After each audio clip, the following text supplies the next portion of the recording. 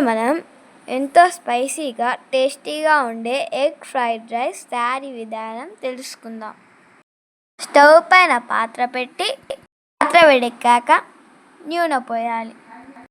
నూనె వేడెక్కాక 5 కోడిగుడ్లను పలగొట్టి పోయాలి.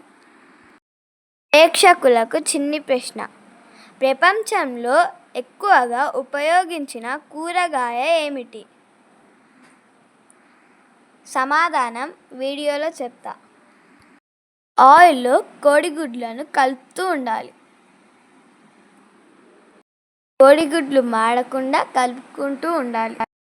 చిటికెడు మిరియాల పొడి వేసి కలుపుకోవాలి. కొన్ని అల్లం వెల్లుల్లి ముక్కలను వేసుకోవాలి. కారం, ఉప్పు వేసి కలుపుకోవాలి. స్పైసీని ఇష్టపడేవారు కొంచెం ఎక్కువ కారం వేసుకోవచ్చు. కొంచెం గరం మసాలా వేసి కలుపుకోవాలి. హై ఫ్లేమ్ మీద కోడిగుడ్లను కలుపుకుంటూ ఉండాలి. కూర మాడకుండా కోడిగుడ్లను కలుపుతూ ఉండాలి. గుడ్లు ఉడికాక 90% ఉడికించుకున్న రైస్ని వేసి కలుపుకోవాలి.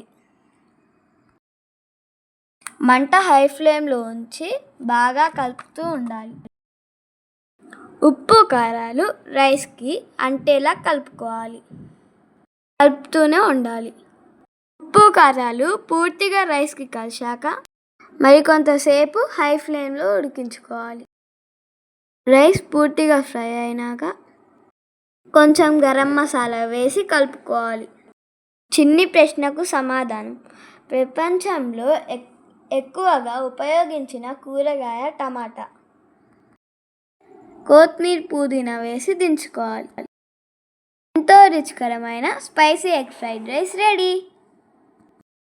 మా ఛానల్ను లైక్ చేయండి, సబ్స్క్రైబ్ చేయండి, షేర్ చేయండి. Thank you. Have a nice day.